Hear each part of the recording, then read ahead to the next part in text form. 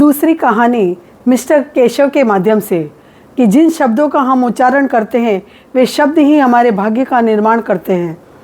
लिखते हैं मिस्टर केशव कि उस दिन रविवार का दिन था, छुट्टी का दिन था। मैं मंदिर जा रहा था अपने आराध्य से मिलने कि जो कुछ भी उन्होंने मुझे दे रखा है उनका धन्यवाद करने के लिए। लिखते हैं केशव कि मैं मंदिर के नज़दीक पहुंच ही गया था कि सामने से मुझे माधव आता हुआ दिखा। माधव जिसने व्यापार में मेरे साथ बहुत गलत व्यवहार किया था, जिसके कारण मुझे ढेर सारी परेशानियों का सामना करना पड़ा। इसलिए मैं माधव से मिलना भी नहीं चाहता था और बात करना भी नहीं चाहता था। इसलिए मैंने उसे देखा और अनदेखा करते हुए निकल गया। माधव ने मुझे देख भी लिया और अनदेखा करते हुए भी देख लिया। वो दौड़कर मेरे पास आया, उसने मेरा हाथ पकड़ा और कहने लगा, केशव वो तो हमारे बिजनेस की पार्टनरशिप थी जिससे कि हम अलग हुए, पर पर्सनल रिलेशनशिप तो आज भी है ना केशव, है ना केशव। लिखते हैं केशव कि मैंने माधव की बातों का कोई जवाब नहीं दिया। माधव ने मेरा हाथ पकड़ रखा था और कहने लगा कि ये क्या हाल बना लिया है तुमने कि तुम्हारे चेहरे की चमक गायब है, तुम्हारा चेहरा पीला पड़ गया है, ऐसा लग रहा है कि तुम कोई असाध्य बीमारी से पीड़ित हो। और ये शर्ट क्या पहन रखी है, ऐसा लग रहा है जैसे किसी से मांग कर पहनी हो। और तुमने अपना हुलिया ये क्या बना रखा है, तुम्हें देखकर तो मुझे चिंता हो रही है कि आगे तुम्हारा क्या होगा।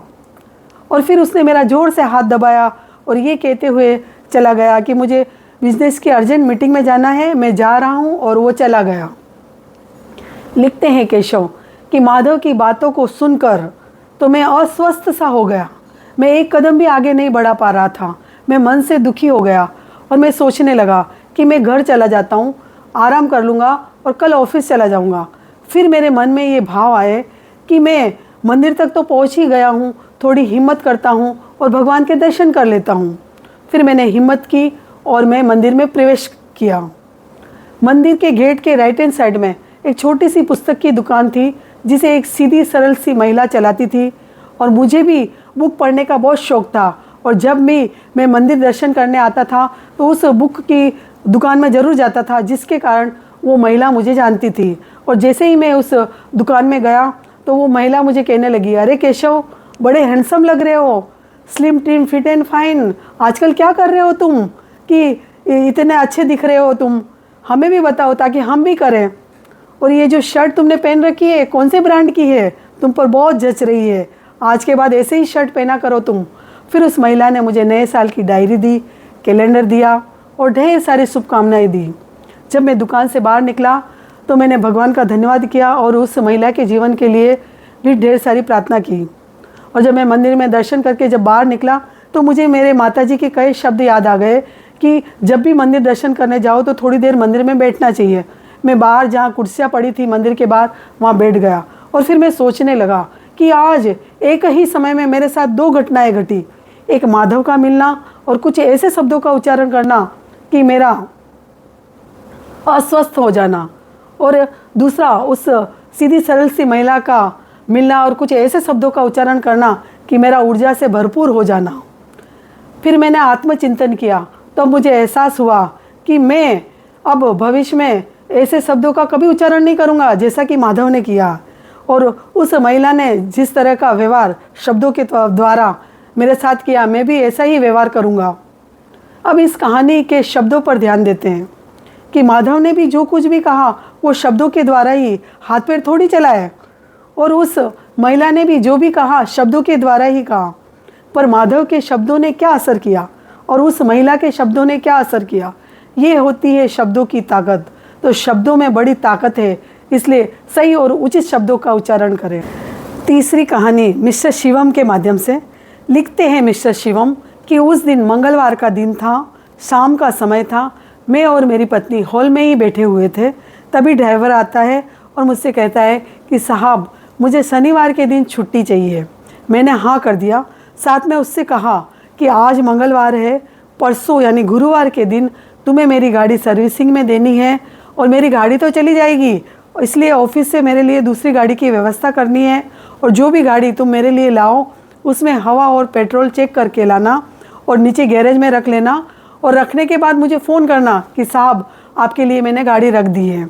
ये तो हुआ गुरुवार के दिन का काम। और शुक्रवार के दिन तुम्हें सुबह जल्दी 6 बजे आना है, मेरा भाई दिल्ली से आ रहा है, उसे एयरपोर्ट लेने जाना है और शनिवार को तुम्हारी छुट्टी है। लिखते हैं शिवम कि मंगलवार का दिन बीता और बुधवार के दिन शाम को मेरे फ़ोन की घंटी बजती है। मेरी पत्नी फ़ोन उठाती है तो सामने उसी ड्राइवर का फ़ोन था और वो कहता है कि मुझे कल भी छुट्टी चाहिए है। मैं भी पास में बैठा हुआ था।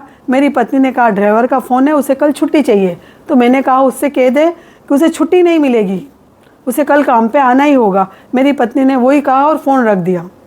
गुरुवार के दिन लिखते हैं शिवम कि गुरुवार के दिन 8 बज गए, फिर भी मेरा ड्राइवर नहीं आया। तो मैंने सोचा कि आधा घंटा उसका वेट करता हूँ, फिर फ़ोन कर लूँगा।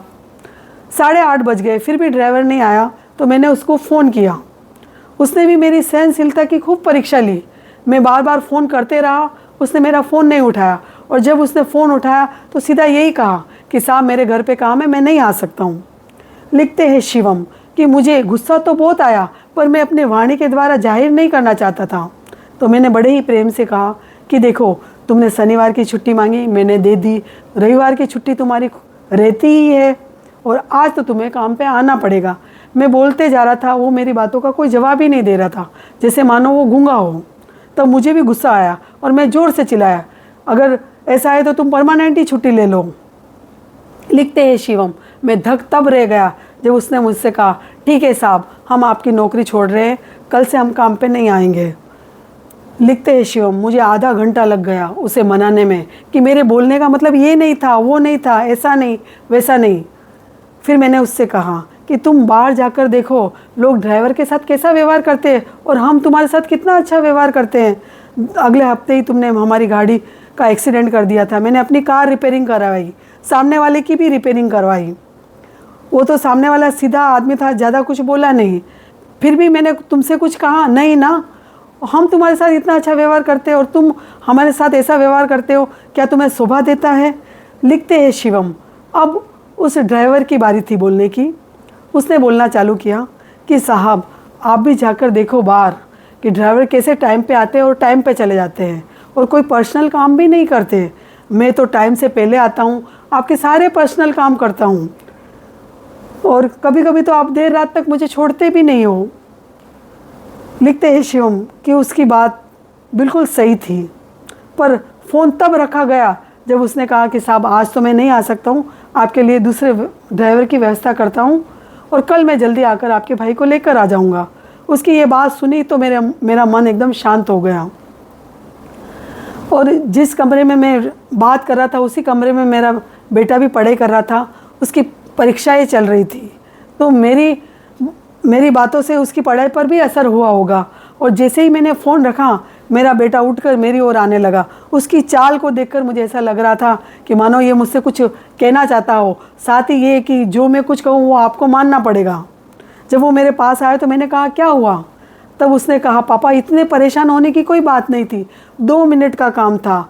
आपको उस ड्राइवर को बोलना था कि तुझे छुट्टी चाहिए तो छुट्टी ले ले, पर मेरे लिए किसी और ड्राइवर की व्यवस्था कर ले और कल आकर चाचू को लेकर आ जाना।